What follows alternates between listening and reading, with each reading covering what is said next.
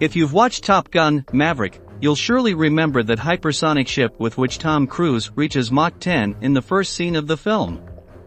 It is a model that seems to come out of a Star Wars movie, both for its futuristic shape and for its improbable flight capabilities. Even so, the Darkstar SR-72 is mostly based on real ships, and the model provided by the Skunk Works division is much more complete and detailed than you might imagine. In this new video from Military Aviation, we'll learn about the real models that inspired the Darkstar, as well as Lockheed Martin's creative process to design an iconic aircraft for the big screen. As we told you in the introduction, Lockheed Martin's legendary Skunk Works division was part of the design of the Darkstar scene in the movie.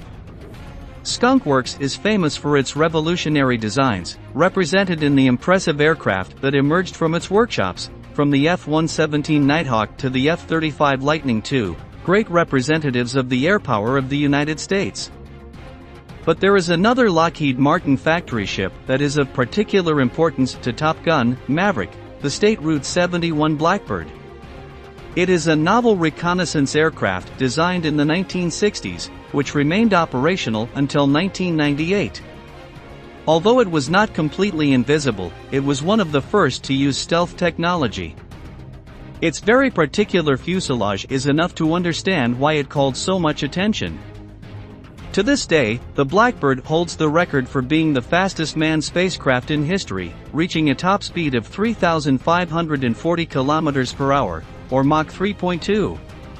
To give you an idea, this is almost twice the top speed of the F-35. In fact, according to the U.S. Air Force, the SR-71 was capable of evading surface-to-air missiles simply by stepping on the accelerator. Its extravagant design and futuristic concept made it enter the collective unconscious as one of the most impressive ships in the United States. If there was a real model from which Tom Cruise's Darkstar should be inspired, this was the SR-71. Starting from the base of that survey ship, the Lockheed team worked closely with the production of Top Gun, both in the Skunk Works workshops and on the film set. In the words of Jeremy Hindle, in charge of the film's art department, "Thanks to this team we learned how to make the plane look angry, malicious, and extremely fast."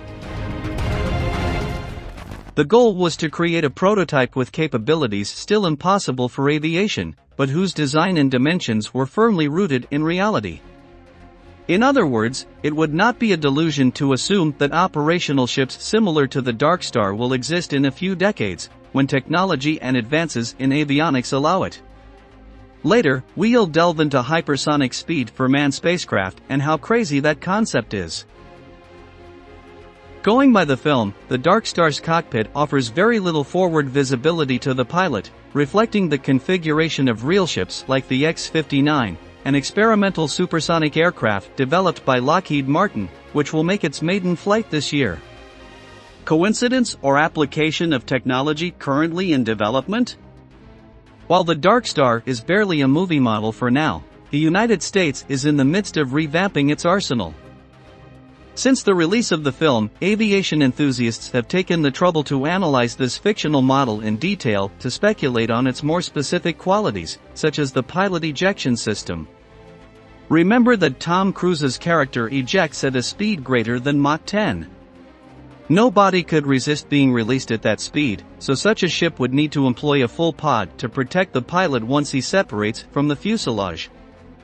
This type of emergency system was widely used in some Cold War ships such as the Convair B-58 Hustler or the Rockwell B-1 Lancer bomber, so the Darkstar would be in keeping with its ancestors. As we anticipated, almost all the technical details of this fictional ship are rooted in reality.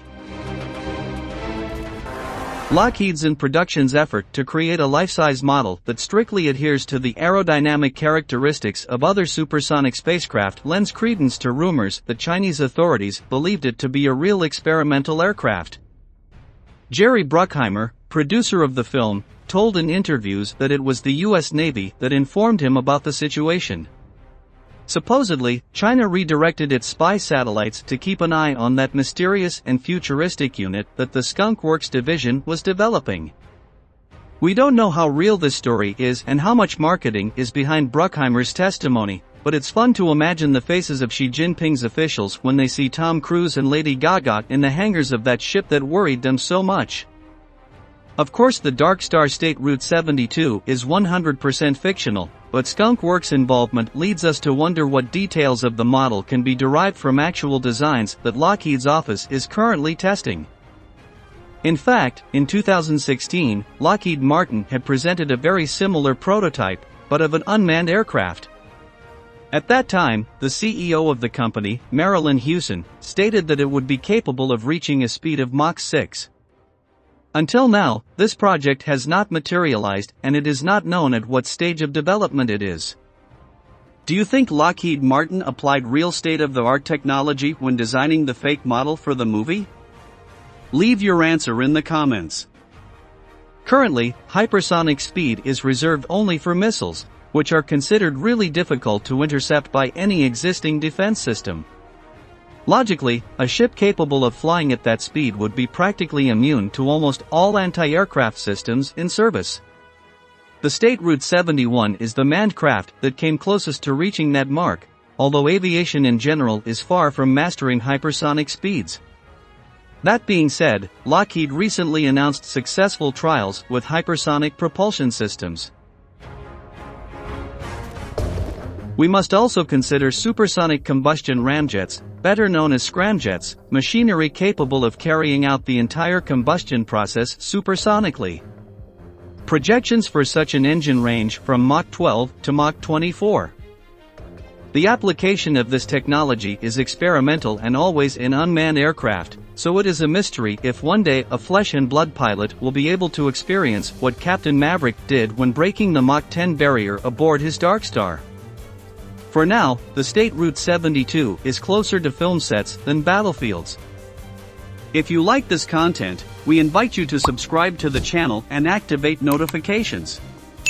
In the pinned comment and in the description you will also find links to other videos. Thank you for joining us until the end, and we'll meet again in the next episode of Military Aviation.